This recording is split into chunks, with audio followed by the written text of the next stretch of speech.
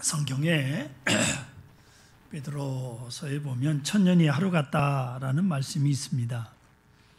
이 말은 아무리 긴 시간이 길어도 그 길이만큼 느껴지지 않는다는 거죠. 시간이 이렇게 금방 갔지? 그런 뜻입니다. 길다면 긴 인간의 한평생을 돌아볼 때에도 어느 때는 아주 쏜살같이 빨리 갈 때가 있는가 하면 어느 때는 느리게 지나감을 우리가 종종 체험하게 됩니다. 빠르게 지나가는 시간이 아쉬울 수는 있지만 이것이 반드시 조바심을 낼 만한 일은 아닌 것입니다. 또 고통스러운 시간이 반대로 잠깐의 일처럼 느껴질 수 있기 때문이죠. 이 사실을 깨닫는 사람이라면 고통에 억눌리지 않는 비결을 깨친 사람인 것입니다. 힘드시죠? 잘 견디십시다. 반드시 평강의 시간이 올 것입니다. 우리는 요새 총체적이라는 말을 많이 하고 있습니다. 죄인도 죄인이요, 죄인을 다루는 자도 죄인이요, 죄인을 재판하는 자도 죄인이거든요. 몽땅 죄인입니다. 어디서부터 어디까지 생각해야 할지 알 수 없는 그런 세상에 우리가 살고 있습니다.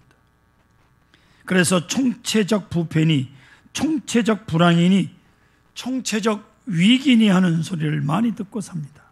그러나 그런 소리의 뜻을 자세히 분석해 보면 몇 가지 특징이 있습니다. 하나는 환경적 위기를 말하고 있는 것입니다. 우리는 바깥에 있는 외적인 무엇인가가 잘못됐다고 생각을 해요. 그래서 경제, 정치, 사회, 교육, 문화 등 이런 문제에 대해서 자꾸만 신경을 쓰고 이거 참 큰일 났다라고 말합니다. 하지만 내적인 문제, 인간성 그 자체가 파괴되어 가고 있는 것, 이에 대해서는 별로 관심을 기울이지 않고 있습니다. 두 번째로 제도적 위기 또는 구조적 위기를 자꾸 말하고 있습니다. 그래서는 걸핏하면 구조 조정을 한다고 그래요. 어떤 구조만 바꾸면 무엇인가 될 것이라고 생각합니다만은 사람이 바뀌지 않는데 구조 조정해가지고 해결이 되는 겁니까? 자꾸 무슨 법을 만들고 뭘 자꾸 만들어요? 안 만드는 게 좋습니다. 자꾸 만드는 거, 그거 자꾸 문제를 만드는 거예요. 세 번째, 전부가 나 외에 다른 것들, 다른 사람들에 대한 얘기만을 해요. 나를 중심에서 나를 빼놓고 다른 모든 것들이 다 잘못됐다는 거예요. 나 자신의 잘못이라고, 나 자신에게 문제가 있다고 말하거나 생각하는 사람 없습니다. 간혹 내가 잘못했습니다 하는 사람도 얼핏 보입니다마는 거기에 곧 이어서 그러나 하고 딴 사람이 더 나쁘다 이렇게 말합니다. 내가 조금 잘못되긴 했는데 나보다 다른 사람이 더 잘못했다. 아주 잘못된 모습입니다. 네 번째는 많은 사람들이 뭐가 문제다 하고 문제 제기를 하는데 해결책이 없다는 거예요. 누구 하나 합당한 처방을 내놓는 사람이 없다는 거예요. 참으로 마음 아픈 일이죠. 집값이 올라가는데 누구 하나 해결할 수 있는 사람 하나도 없어요. 그래서 총체적 위기라고 그렇게 말합니다. 말 자꾸만 뭐래요? 해결책도 없으면서. 오늘 이 시간 여러분에게 자주 제가 말씀을 드리지만 특별히 소개하고 싶은 사람이 있습니다. 헨리 나우원이라고 하는, 나우헨 혹은 나우원 그럽니다. 심리학자이면서 캐톨릭 사제예요. 그리고 기독교 영성가로 미국에 있는 예일 대학과 하버드 대학에서 교수를 지내신 분입니다.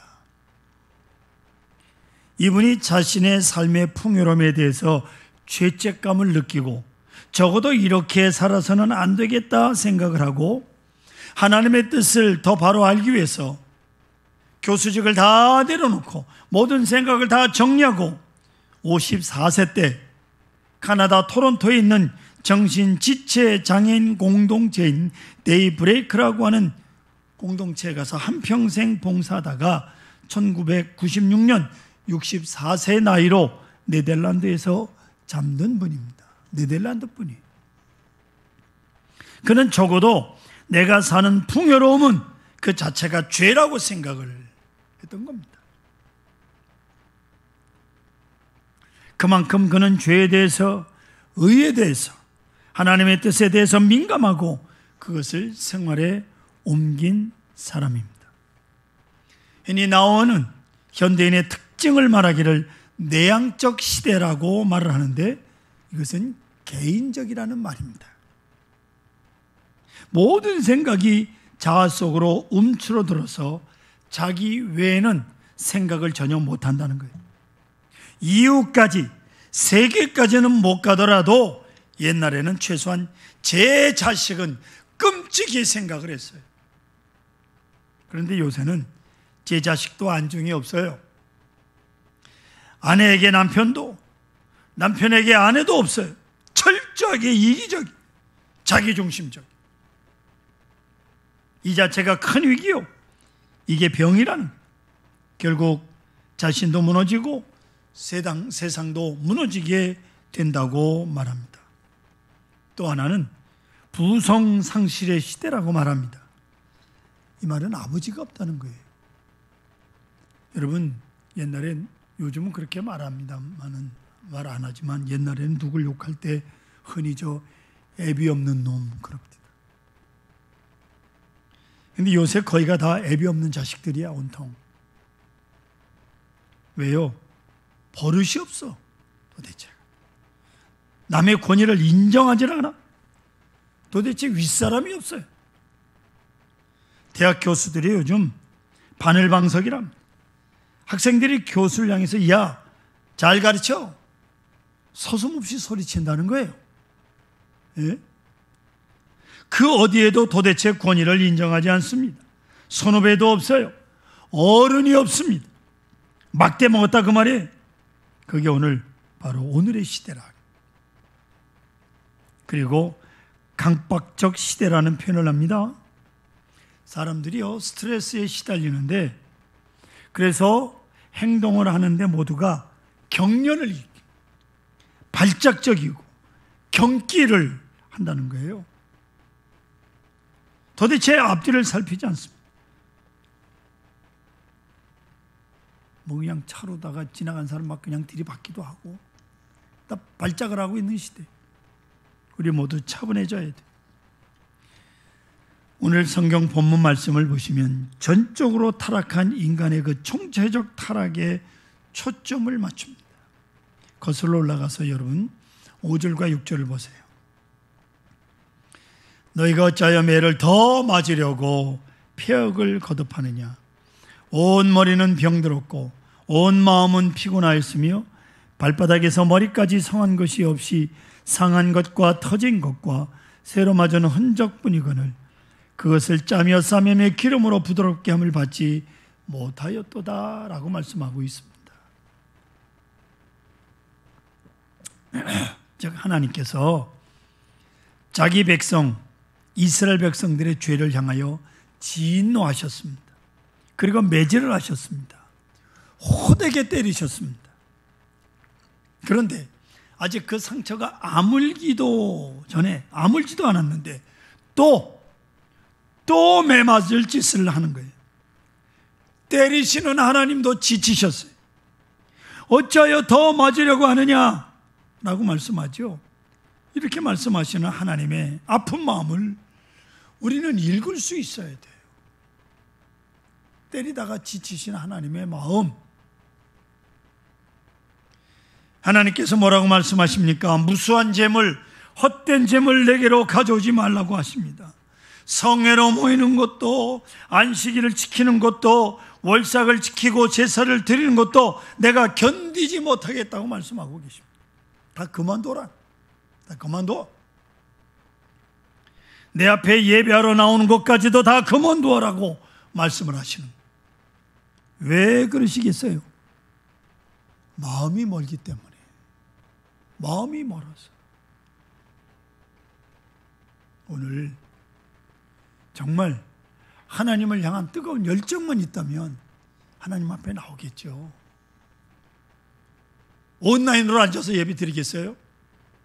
마음이 멀어져서 이 백성이 입으로는 나를 가까이 하며 내 앞에 나오지만 마음은 멀다는 거예요. 마음이 없다는 말씀이옵시다. 몸부림치는 것 같은데 진실이 없습니다. 여러분, 혹시 몸은 나와 있지만 마음은 나온 바가 없지 않습니까? 마음까지 나왔어요? 제사는 드리지만 정성이 없습니다. 오늘 이 시대의 결정적인 흠이 이겁니다. 마음과 정성과 진실이 없다는 거예요. 그런 거로 하나님 말씀하시기를 너는 이런 제물 드리지 말라. 내가 견디지 못하겠노라. 마음이 없는 것에 대해서 책망하고 계십니다. 그런가 하면 동기의 문제가 있습니다. 드릴 때 받고자 하는 마음이 더 큰 거예요. 어쩌다가 선한 일 조금 하고는 기자회견부터 해. 제 이름 내느라고, 소문 내느라고 도대체 무엇을 위해서 하는 일입니까? 은밀한 것도 없고요, 은근한 진실이 없어요. 이게 목적이 잘못된 겁니다. 형식주의에 빠졌습니다. 내용이 없습니다. 사랑의 형식은 있는데 사랑의 내용이 없다, 그 말이에요. 선한 일을 한다고 하나 그 목적이 자기 자신에게 있더라, 그 말이 옳시다. 그런 거로 하나님께서 더는 이런 것 하지 말라고 말씀합니다. 또 15절 보시면 뭐라고 말씀하고 있느냐 하면 하반절에 너의 손에 피가 가득함이라. 너희 손에 피가 가득함. 손을 내밀 때 기도한다고 손을 드는데 그 손에 피가 가득하다. 남을 억울하게 하고 남을 아프게 하고 남의 것을 빼앗고 남을 죽이고 손에 피가 묻어 있습니다. 그런 거로 손을 들고 기도해도 들을 수가 없다. 오래만이 기도해도 절대로 응답치 아니하겠다 라고 말씀하고 있습니다. 성도 여러분, 우리가 하나님 앞에 예배하고 하나님 앞에 기도합니다마는 손에 피가 있어서는 안 됩니다. 그래서는 복을 받을 수가 없습니다. 나 때문에 우는 사람이 있습니까? 나 때문에 가슴을 치는 사람이 있습니까? 나 때문에 일생을 마치는 사람이 주변에 있는데 내가 이제 하나님 앞에 복 받겠다고 몸부림친다고 해서 이 기도가 하나님 앞에 상달할 것입니까?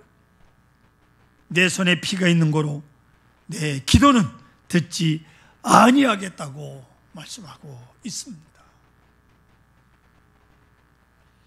오늘 말씀은 여기에 그치지 않습니다. 이 불쌍한 사람들을 위해서 하나님께서는 구체적으로 복음의 말씀을 주십니다. 해결책을 제시하십니다. 16절, 17절 여러분 성경을 잘 보시기 바랍니다.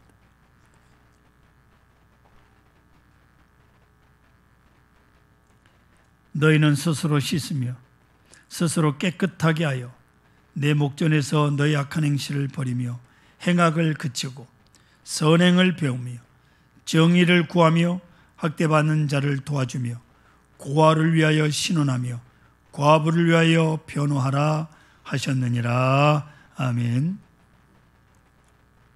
해결책 첫째, 스스로 씻으라고 말씀하고 있습니다.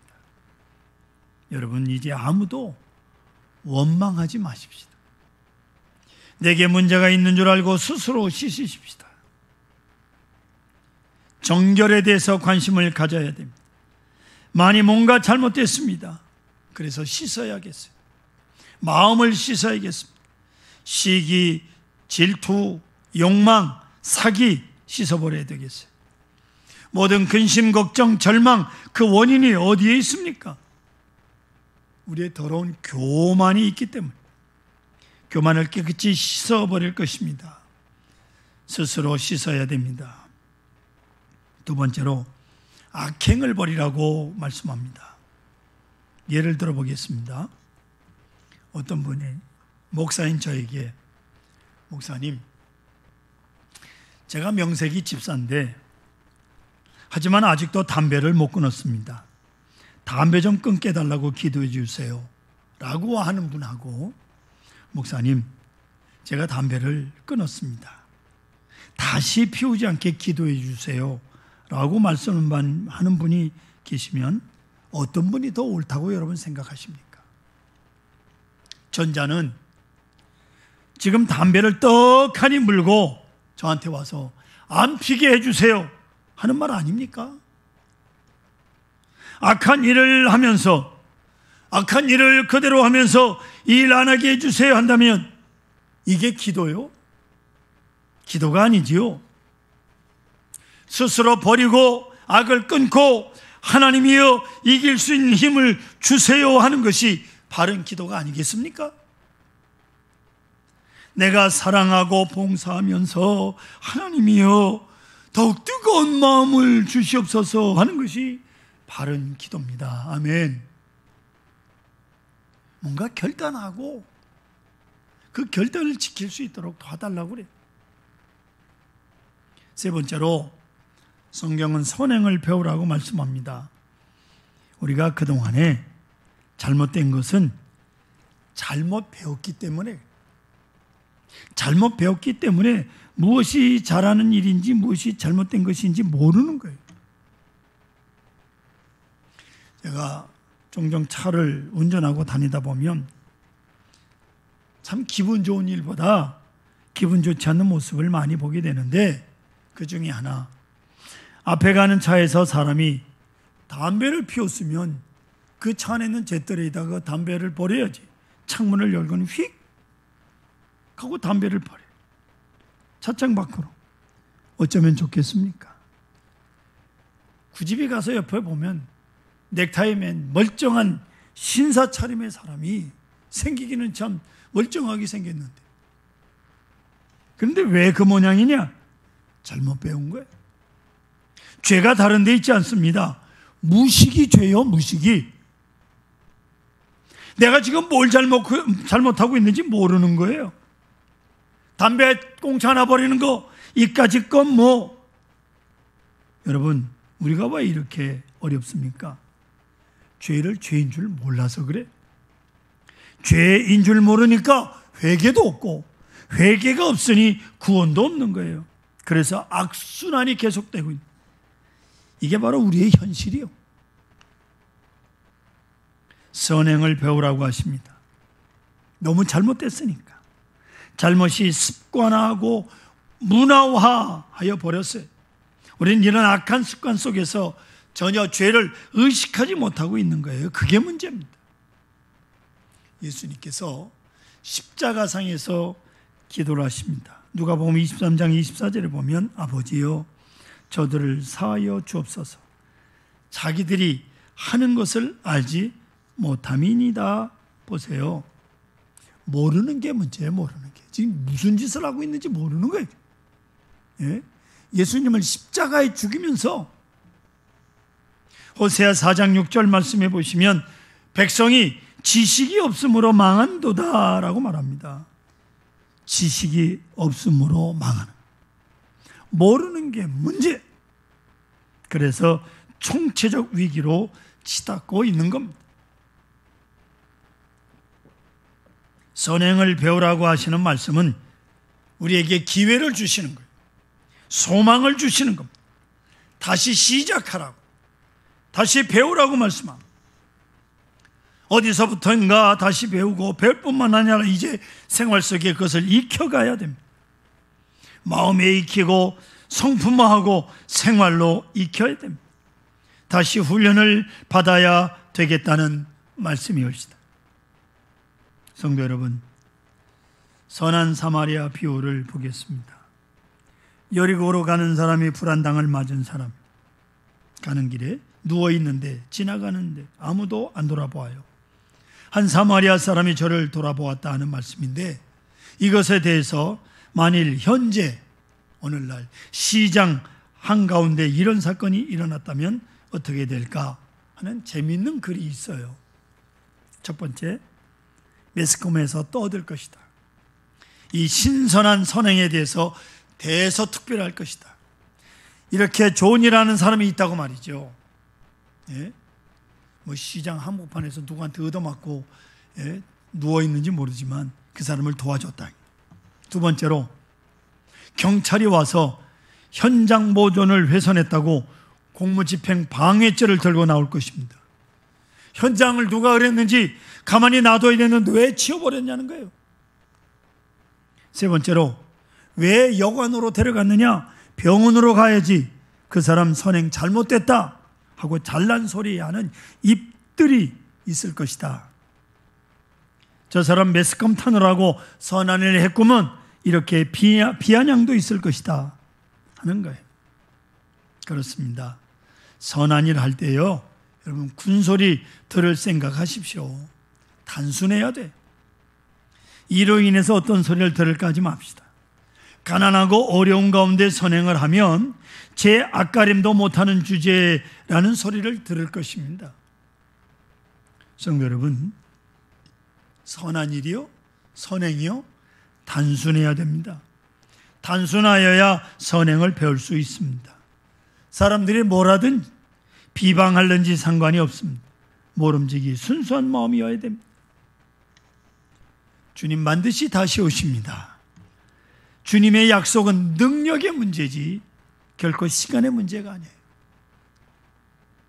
언제 오시는 거 관계없어요. 주님은 지금이라도 다시 오실 능력이 있으신 분이에요. 아멘.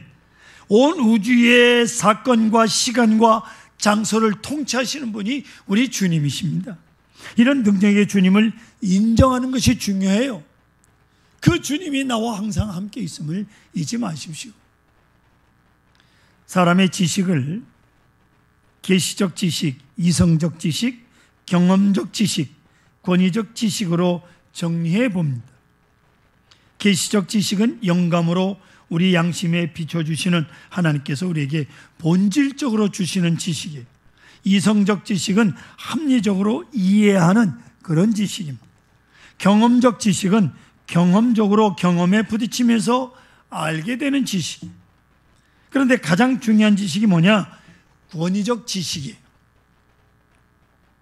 무슨 말인고 하니, 내가 지금은 납득하지를 못하지만 그분이 말씀하시니까 나는 따르는 거예요.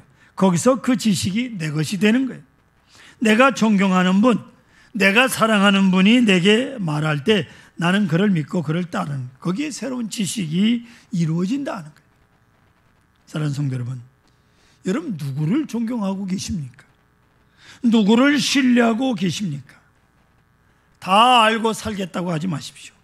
다 잊어버리세요.